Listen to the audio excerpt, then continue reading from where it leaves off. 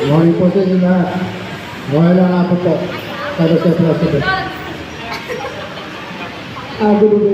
Good morning po sa lahat po.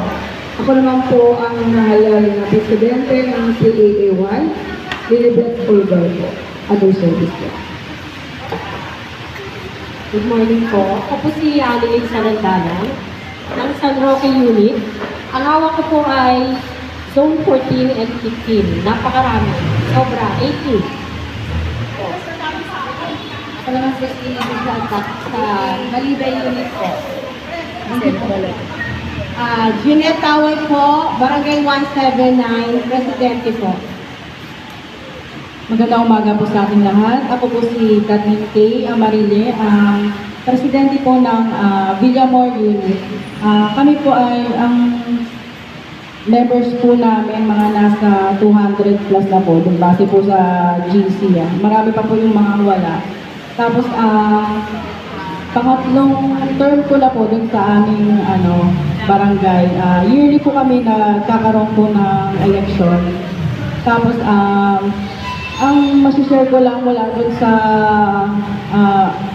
sa barangay namin. Diba po kasi ang problem po natin ay yung ang pagre-renew at saka pag-a-apply, ang talagang challenge natin ay yung mga notaryo, ang dami nating affidavit.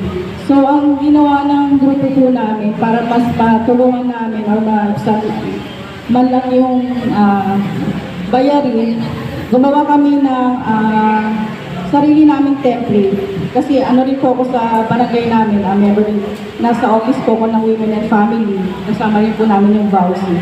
So gumawa ako ng template ng affidavit para po pag nag-apply po sila sa amin, direct na po kami nagbibigay ng form. So mas mababawasan na po yung bayad dun sa pag-notary. Pero ngayon po kasi may budget po kami. So nagbibigay na rin po kami ng pangbayad sa panotary para sa bago. Wow, sana all!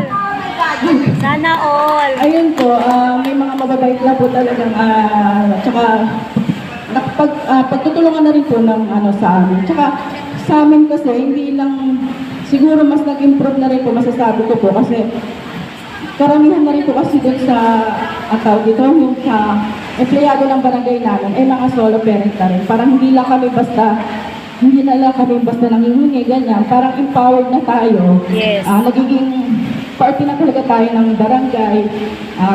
Nabibigyan na rin tayo ng opportunity para makapag-organize, talaga makapagbuo ng sarili nating grupo at makatulong rin sa kapwa natin mga kasolo. Ayun po. Thank you so much. Magandang umaga po. Ako po si Luz Biminda Antonio. Bagong elect po ako sa aming unit, Santa Clara 1 unit. Maganda pakinggan, no?